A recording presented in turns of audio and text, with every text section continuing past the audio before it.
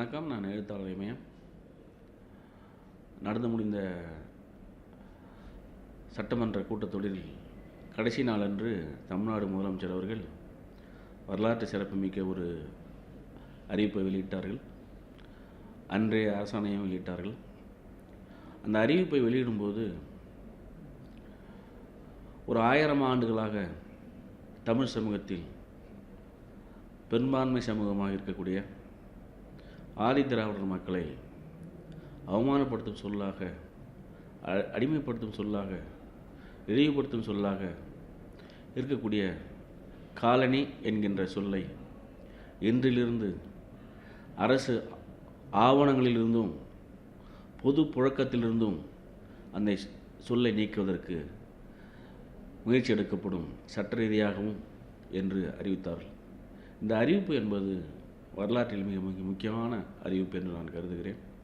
அதற்கு காரணம், இந்த காலனி என்ற சொல் தமிழ்நாட்டில் 18% மேல் வாழக்கூடிய பூர்வகுடிகளான ஆதிதிராவிடர் மக்களை இழிவுபடுத்தும் சொல்லாக, அவர்கள் வாழக்கூடிய இடத்தை குறிக்கும் சொல்லாக பயன்படுத்தப்பட்டு வருகிறது. இது வெறும் சொல்தானே, இதில் நீக்கவில்லை, உங்களுக்கு என்ன லாபம் என்று பலர் கேட்கிறார்கள்.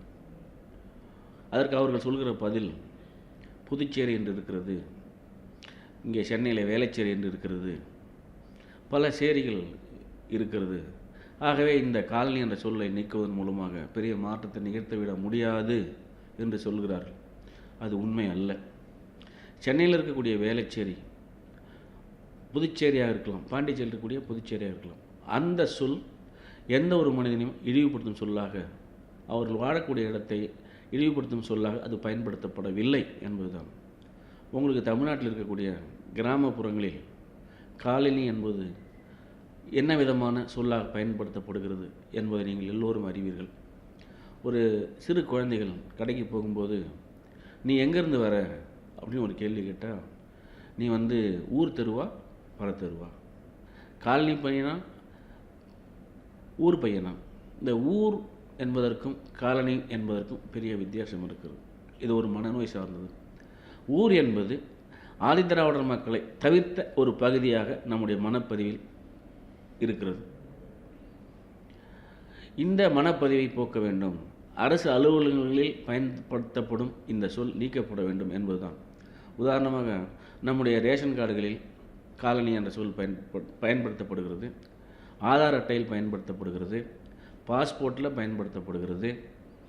ரெண்டாவது, உங்களுடைய பள்ளி சான்றில் இது பயன்படுத்தப்படுகிறது. இந்த பள்ளி சான்றை அல்லது ஆதார் அட்டையை அல்லது ரேஷன் அட்டையை எடுத்துகிட்டு போய் ஒரு அதிகாரிகிட்ட சொல்லும்போது, அந்த அதிகாரி அதை பார்க்கும்போது உடனே அவருடைய முகம் மாறுகிறது, அல்லது அவருடைய மனதில் ஒரு கற்பனை உருவாகிறது. நீங்களா அப்படிங்கிற ஒரு வார்த்தை, நீங்களா அந்த வார்த்தை இருக்குல்ல, அது நீ ஆதிதிராவிடர், காலனியில் வசிக்கக்கூடியவர் அல்லது சேரியில் வசிக்கக்கூடியவர் அப்படிங்கிற அந்த மனமாற்றம் அல்லது முகத்தில் ஏற்படக்கூடிய மாற்றம் இருக்குல்ல, அது அங்கே ஒரு இழிவை ஏற்படுத்துகிறது. சொல்கிறவருக்கும் கேட்கிறவருக்கும் இடையிலேயே ஒரு இடைவெளி உருவாகிறது. இப்போ இந்த ஊரும் சேரியும் எப்படி உருவானது என்பதை நீங்கள் ஒரு வரலாற்று ரீதியாக பார்த்தீங்கன்னா, சங்க இலக்கிய காலத்தில் சேரி இருந்தது. சேரி என்ற சொல் அனைவரும் சேர்ந்து வாழக்கூடிய ஒரு இடமாக அந்த சொல் பயன்படுத்தப்பட்டிருக்கிறது. இன்று 2025 பயன்படுத்துகிற பொருளில் சங்க இலக்கியத்தில் சேரி என்ற சொல் பயன்படுத்தப்படவில்லை. 9ஆம் நூற்றாண்டில் சங்க இலக்கியத்துக்கு பின்னாடி வந்த பக்தி இலக்கிய காலத்தில் தான் இந்த சேரி என்பது ஊரிலிருந்து விலக்கி வைக்கப்படுகிற ஒரு வரலாற்றை நீங்கள் பார்க்க முடியும். சிறு தெய்வ வழிபாடுகள் எல்லாம் ஒழிந்து பெருந்தெய்வ வழிபாடுகள் உருவாகிற போது, பெருங்கோயில்கள் கட்டப்படுகிற போது, இந்த இலக்கியம், மொழி, பண்பாடு, நாகரிகம், கலாச்சாரம், அறிவு அனைத்தும் கோயிலுக்கு உள்ளே என்று வந்த நிலை பிறகுதான் யார் எங்கே வாழ வேண்டும் என்று ஒரு நிலைவில் பிரிவினைகள் வருகிறது. அவ்வாறு வரும்போது தான் ஆதிதிராவிடர் மக்கள் ஊருக்கு வெளியே என்ற ஒரு நிலை வருகிறது. அந்த வெளியே வாழ்கிறார்களா ஊருக்குள் வாழ்கிறார்களா என்பதல்ல. நீங்கள் உங்களுடைய உணவின் பழக்கத்தால், வாழிடத்தின் அடையாளத்தால், உங்களுடைய பிறப்பின் அடையாளத்தால் இந்த சொல் உங்களுக்கு பயன்படுத்தப்படுகிறது. நீங்கள் ஐஏஎஸ் ஆனால கூட நீங்கள் எங்கேருந்து வரீங்க அப்படிங்கிறது இருக்குது. இன்றைக்கு இந்தியாவுடைய ஜனாதிபதியாக இருக்கக்கூடியவர்களுக்குமே அவர் ஒரு தலித் ஜனாதிபதி என்று தான் அடையாளப்படுத்துகிறீங்க. ஒரு முதலமைச்சர் ஆனால் கூட அவர் தலித் முதலமைச்சர். இப்போ தலித் அப்படிங்கிற சொல் இங்கே என்ன ஒரு இழிவான சொல். முதலமைச்சர் ரொம்ப கவனமாகவும் அறிவியல் பூர்வமாகவும் அந்த சொல்லை பயன்படுத்தினார். அந்த வலியை அவர் உணர்ந்து தான் அந்த சொல்லை பயன்படுத்திக்கார் என்பது நான் அறிகிறேன். இந்த சொல்லுக்கு பின்னால் இருக்கிற ஒரு வலி இருக்கு இல்லையா, அந்த காயம் இருக்கு இல்லையா, வரலாறு நெடுகிலும் நடந்த கிட்டத்தட்ட 1300 ஆண்டுகளாக இந்த சொல் ஒரு பிரிவு மக்களை மட்டுமே குறிக்கக்கூடிய சொல்லாக, அவமானப்படுத்தக்கூடிய ஒரு சொல்லாக, இழிவுபடுத்தப்படக்கூடிய ஒரு சொல்லாக பயன்படுத்தப்பட்டிருக்கிறது. இதை சட்ட ரீதியாக நீக்குவது, மன ரீதியாக நீக்குவது என்பது, மன மாற்றத்தின் மூலமாக நீக்குவது என்பது, ஒவ்வொரு மனிதனும் இந்த அவமானத்தை, இந்த வலியை, இந்த காயத்தை, இந்த கண்ணீரை உணரும் போது தான் அது மனமாற்றம் நிகழ முடியும். அதற்கு முன்பாக சட்ட வடிவாக இதை நீக்க வேண்டும் என்ற உறுதியான நிலைப்பாட்டை எடுத்து தமிழக முதல்வர் அவர்கள் அறிவித்திருக்கிறார்கள். இங்கே இருக்கிறவர்கள் சொல்கிறார்கள், இங்கே சிஐடி காலனி இருக்கிறது, என்ஜிஓ காலனி இருக்கிறது, ரயில்வே காலனி இருக்கிறது, அந்த சொல்லையெல்லாம் நீங்கள் என்ன செய்ய போகிறீங்கன்னு அவர் கேட்குறாங்க. இந்த ரயில்வே காலனியில் வாழக்கூடிய மக்களுக்கும் கிராமப்புறங்களில் காலனி என்ற பகுதியில் வாழக்கூடிய மக்களுக்குமான மன வேறுபாடு எவ்வாறு அடையாளப்படுத்தப்படுகிறீர்கள் என்பதை நீங்கள் பார்க்கணும். அங்கே வாழவர்களுக்கு அது ஒரு அடையாளம், அது வாழ்வின் அடையாளம், ஒரு அவமானத்தின் அடையாளம், அது ஒரு பிறப்பின் அடையாளமாக அது பயன்படுத்தப்படுகிறது. ஆனால் இங்கே வேளச்சேரியாக இருக்கலாம், சிஐடி காலனியாக இருக்கலாம், அல்லது ரயில்வே காலனியாக இருக்கலாம், எஸ்பிஐ காலனியாக இருக்கலாம், எத்தனை காலனிகள் இருந்தாலும் அந்த காலனி சொல் குறிக்கிற பொருள் வேறு, இந்த காலனி என்ற சொல் பயன்படுத்துகிற உச்சரிக்கப்படுகின்ற பொருள் வேறு. இந்த காலனி என்ற சொல் பிரிட்டிஷ்காரர்கள் வந்த பிறகுதான் நமக்கு வந்திருக்கிறது. ஆகவே இது தற்காலிகமான ஒரு சொல் என்று பலர் சொல்கிறார்கள். காலனி என்ற சொல்லே பலரும் கூடி வாழக்கூடிய ஒரு அர்த்தத்தில் சொல்லப்பட்டது. அதே மாதிரி மேலாதிக்கம் செய்யக்கூடிய நிலப்பரப்பு என்ற வகையிலும் அந்த சொல் பயன்படுத்தப்பட்டிருக்கிறது. நம்முடைய நாடு அடிமைப்பட்டிருந்த போது நம்முடைய நாடு கலோனியல் கண்ட்ரி அப்படின்ற பொருள்லாம் பயன்படுது. எங்கெல்லாம் பிரிட்டிஷ் ஆதிக்கம் செலுத்தியதோ, மேலாதிக்கம் செலுத்தியதோ, அரசு அதிகாரத்தை செலுத்தியதோ, அந்த அதிகாரத்துக்கு கட்டுப்பட்டிருந்த எல்லா நாடுகளுமே காலனிய நாடுகள் தான். அதே மாதிரி நம்ம பிரிட்டிஷ் பீப்புள் சொல்லும்போது காலனியை மேலாதிக்கம் செய்கிற நாடு, அவனே கலோனியல் தான். ஆக இந்த காலனி என்ற சொல் எல்லோரும் சொல்வது போன்று வெள்ளைக்காரர்கள் மூலமாக நம்ம வந்திருந்தால் கூட, அதை நாம் புழக்கத்தில் பயன்படுத்தியிருந்தால் கூட, இந்த காலனி என்கின்ற சொல் எனக்கும் உங்களுக்குமான ஒரு வித்தியாசத்தை காட்டுகிறது. என்னுடைய வாழ்விடத்தையும் உங்களுடைய வாழ்விடத்தையும் வித்தியாசப்படுத்தி காட்டுகிறது. இந்த வித்தியாசம் என்பது மனிதர்கள் எவ்வாறு அடையாளப்படுத்தப்படுகிறார்கள், ஒரு ஜாதியாக இழிவின் அடையாளமாக பயன்படுத்தப்படுகிறது. இது காலந்தோறும் தொடரக்கூடாது. இதற்கு ஒரு முற்றுப்புள்ளி வைக்க வேண்டும். அப்படி முற்றுப்புள்ளி வைக்கும்போது தான் நாம் இந்த 2025 நவீன காலம், அறிவியல் பூர்வமான காலம், பொருளாதாரத்தில், சாலை வசதியில், கல்வியில், எல்லா வசதியிலும் மேம்பட்டிருக்கிற இந்த காலத்தில் இன்னும் நாம் ஒரு சொல்லின் வழியாக, இது வெறும் சொல் அல்ல, இது ஒரு உணர்வு. இந்த உணர்வு உங்களால் புரிஞ்சிக்கவே முடியாது. அந்த சொல்லால் அவமானப்படுத்தப்படுறான்ல, அந்த சொல்லால் ஒரு பெண் அவமானப்படுத்தப்படுறான்ல, அந்த வழியை உங்களால் ஒருபோதும் உணர முடியாது. தமிழ்நாட்டில் இருக்கக்கூடிய 18% மக்கள் ஒவ்வொரு நாளும் இந்த சொல்லால் அவமானப்படுத்தப்படுகிறார்கள், அவமானத்துக்கு உள்ளாக்கப்படுகிறார்கள் என்பதுதான் உண்மை. இந்த மக்களை அவமானத்திலிருந்து விடுவிக்கிறேன், இழிவிலிருந்து விடுவிக்கிறேன் என்கிற ஒரு மகத்தான அறிவிப்பைத்தான் தமிழ்நாடு முதலமைச்சர் அவர்கள் சொன்னார்கள். நீங்கள் இந்த காலத்திலிருந்து பழைய காலத்திலிருந்தும் எல்லோரும் சொல்கிற போல் நீங்கள் சேரி என்று தமிழ்நாட்டில் நிறைய சேரிகள் இருக்கிறது. இந்த சேரிகள் எல்லாம் இன்று பயன்படுத்தப்படக்கூடிய ஒரு சொல்லில் பயன்படுத்தப்படவில்லை. நாகப்பட்டினத்தில் பாப்பனஞ்சேரின்னு ஒன்று இருக்குது, சிலப்பதிகாரத்தில் புறஞ்சேரின்னு ஒன்று இருக்குது. புறஞ்சேரி என்பதுன்னா சேரிக்கு வெளியே உள்ள ஒரு பகுதி, சிலப்பதிகாரத்தில் குறிப்பிடப்படுகிற ஒரு பகுதி புறஞ்சேரி. அந்த புறஞ்சேரியில் யார் வாழ்ந்தார்கள் என்றால் பிராமணர்கள் வாழ்ந்தார்கள். 9ஆம் நூற்றாண்டுக்கு முன்னாடி புறஞ்சேரியில் வாழ்ந்தது யார்?